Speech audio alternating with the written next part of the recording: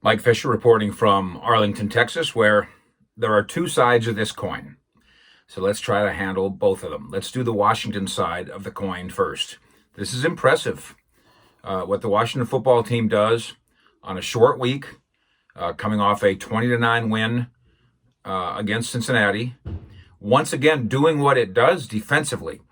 Washington does not give up points in the second half, like ever.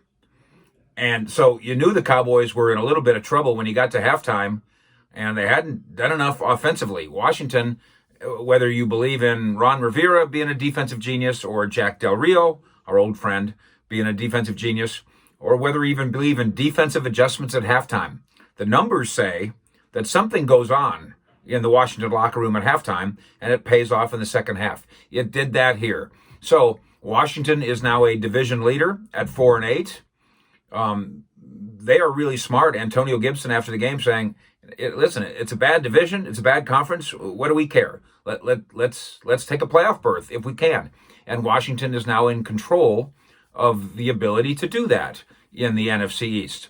To the Cowboys side, did they let the emotion of the passing of assistant coach Marcus Paul drag them down, as opposed to using it as an inspiration, as they obviously plan to do? Ezekiel Elliott, after the game, talking to us in the media, was absolutely distraught.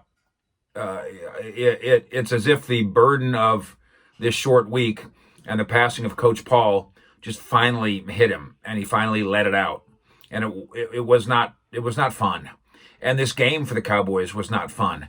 They got dominated in so many ways, including in the fourth quarter when Washington did whatever it wanted to do, even to the point where it scored on defense. Over the course of the afternoon, Antonio Gibson, who is not a scary running back, is that fair to say, racks up numbers against Dallas.